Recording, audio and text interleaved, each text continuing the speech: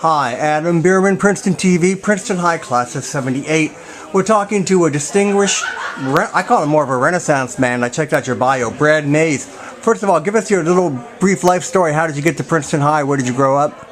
Well, I lived in Maryland, and my father was transferred to a job in New York City, so we bought a house in West Windsor, in Edinburgh specifically.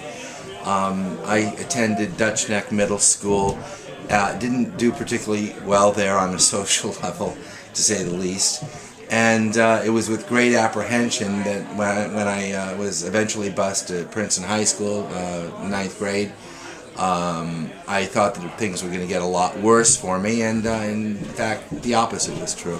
Well, you seem to flourish there. Now, I remember West Windsor as a kid. West Windsor to me was farmers, the greasers. Why your social standing? Why wasn't it positive there? What were your attitudes that differed so much, or caused you to be picked on? Well, I won't discount the possibility that I was obnoxious. I mean, if somebody is beating you up, you must have done something. You must have said something. But ultimately, I think it was basically because I didn't fit in. Race seemed to be a big issue when I had a black friend, and I wasn't. I didn't walk around using the word nigger. Eventually, I was accused of being a nigger lover, and when I didn't flinch, when I didn't think that was the most horrible thing in the world to be called, or think that being called a faggot was the most horrible thing to be called, I was basically used as a punching bag. Wow. And I bet you were pretty bright, though. You had some comebacks that probably didn't even understand sometimes. No, I didn't. I was terrified. I was totally amorphous, totally unformed. I had no sense of culture at all. My background with my family, they weren't into that. They weren't into music. They weren't. And really? And you didn't play sports? You didn't do anything? I had asthma. I couldn't play sports. Wow. In fact, I don't want to put too fine a point on this, but I did very poorly in gym class, and one day I was held in the locker room. Somebody held my arms behind my back, and every kid in the class took a turn punching me, except for my black friend and a kid who I believe was retarded. So, I was pretty thoroughly disliked. Then they threw me into the shower with the water running with my clothes on. I went out and got into line and spent the rest of the day in wet clothes. It sounds like Full Metal Jacket. I saw Full Metal Jacket, I thought, and it was kind of funny. God, I can't believe you're saying that, because when I saw Full Metal Jacket, I then understood that possibly, the gym teacher may have said something that instigated that kind of treatment. Let's put this guy into shape. He doesn't take gym class. Let's make a man out of him. And what wound up happening was I just got the shit kicked out of me. That's mid-20th century America. It's kind of small. That was specifically 1968, 69, right around there. So that wasn't bullying to them. Maybe they thought they were going to toughen you up, helping you out. Well, that was basically how kids in Dutch Neck at that time expressed themselves. Wow. There was a lot of fighting, there was a lot of violence, and I didn't get the worst of it. There were kids who got worse than me. There were kids that got much worse than me.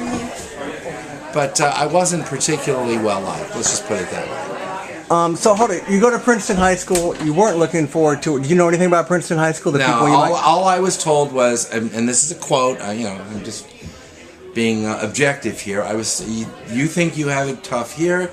When you get to Princeton High School, you'll have us and you'll have the niggers after you, and you won't last a week.